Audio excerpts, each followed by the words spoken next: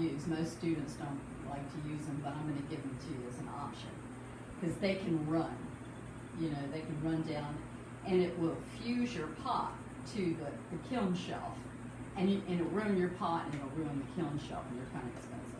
So when you're using a dipping glaze, which is these buckets of glaze, then we're going to wax the bottom. We're going to paint wax in the bottom.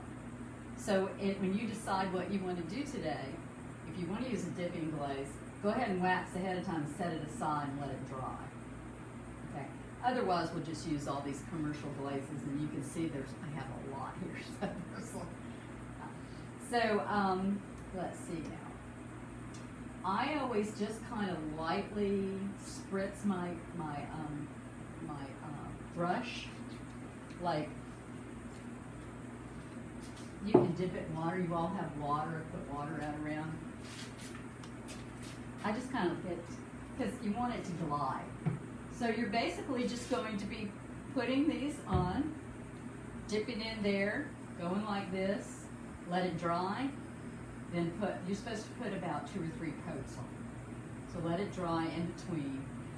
For something like this, I don't know if y'all have any of these, but I usually use like a lighter one for a liner glaze, and then I use the color out here. But you can use a lot of different types of, you can overlay them. Over here, you see there's some tiles, and they show you these are test tiles. So we've glazed them. They're a little darker than they normally turn out. And this is test tile, and the numbers coordinate, so that tells you which, so you can use those.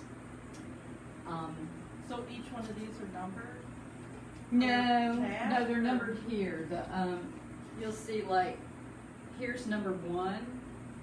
Number 1 is hot tamale. So if you want that color, you go find hot tamale.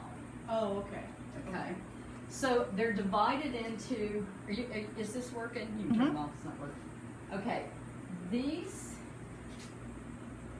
let's see, these over here don't have any silica in them, and they're under glazes. That's black, purple, and red.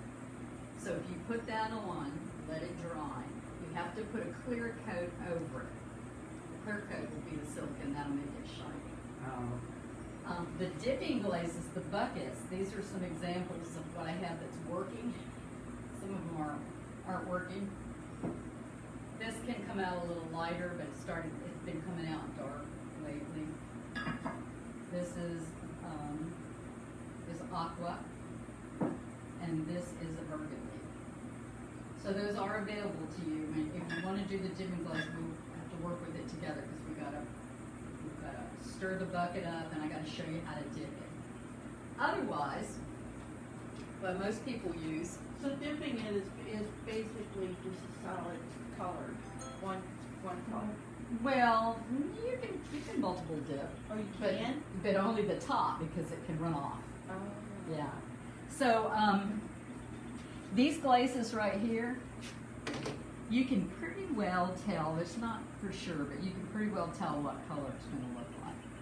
So you got all these, and you want to shake it up, tap it on the floor a little bit to open it up, and this will open the top. So if you look at all these different colors, you can, if you want to paint a picture, these are under glazes, and it still need a clear glaze over. I should put that over here. These are celadons. Am I going too fast? No, but that's so interesting. A lot of It information. almost looks like watercolor or something. It is kind of. You Yeah, can it use is. it like That's so watercolor. cool. Yeah, it's really kind of cool. I put these by each other because if you've got like something that you've highlighted like this, you can take it and you can put you can water down darker glaze and then wipe it off with a sponge, and then you can use one of these celadons because this has a lighter coverage and your texture will come through. So it doesn't cover it up. So you've got these are all celadons. You can see the picture, that pretty much tells you what it does. And you can put a layer of that on and a layer of that on, and sometimes that works pretty good. Let me show you a picture. You can stop that now. You're probably not getting concentrated. This is one of my favorites that came out recently. Oh, It's pretty. pretty. And this, and I actually wrote